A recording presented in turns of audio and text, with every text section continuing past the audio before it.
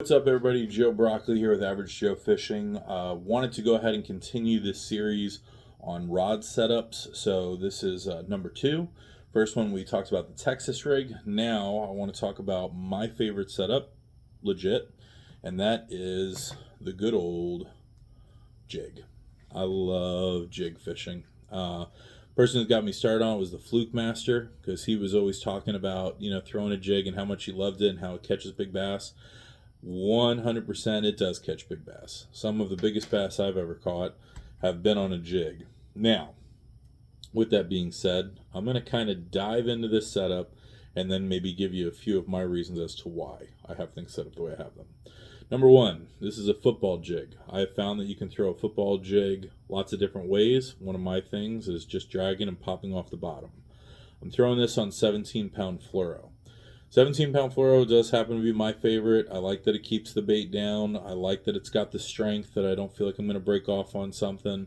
If I find myself doing like really heavy cover, which unfortunately we don't see a whole lot of that here on the Harris chain, especially not after a lot of the pads have gotten nuked, I find that this works great. And then if I want to fish something else, I can always switch this bait out very easily.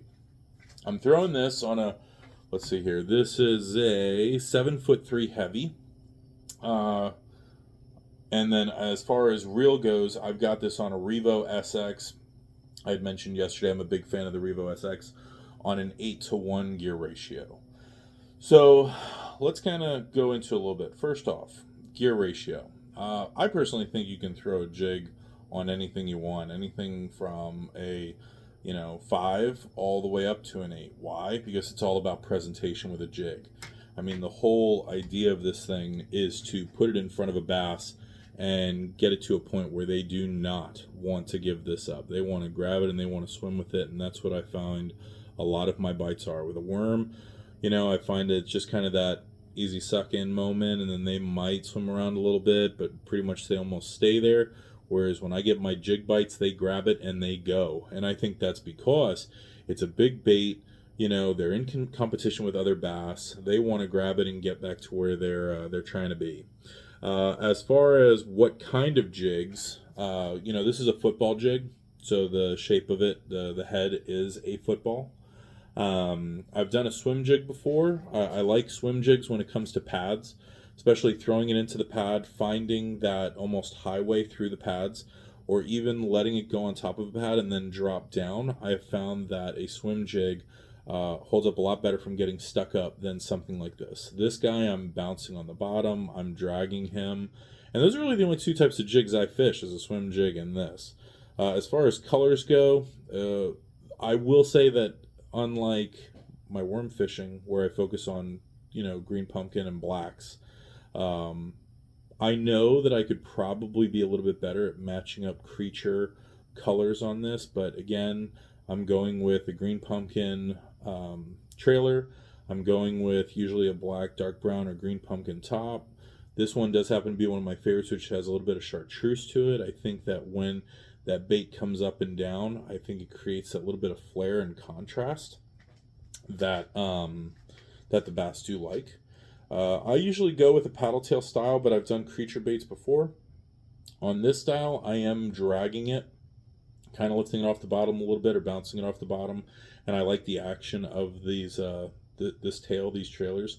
Whereas if I'm punching or flipping, I definitely think I'm going more creature bait style. A lot more legs, a lot more action. So yeah, I'm doing the fluorocarbon because at the end of the day, it sinks, it holds up well.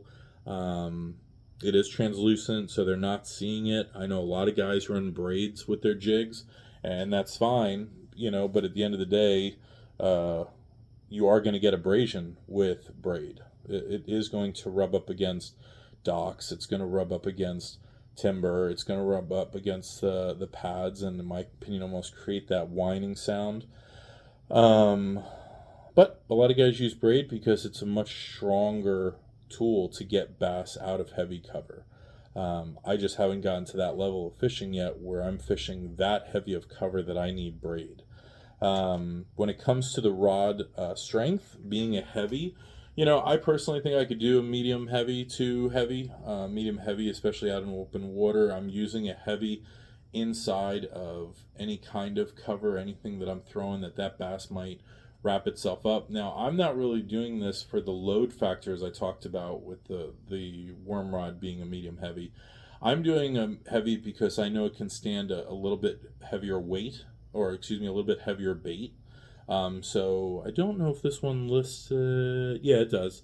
So every rod is going to go ahead and tell you what kind of line, what kind of weight or bait amount you can do, that rod is not going to get to its breaking point.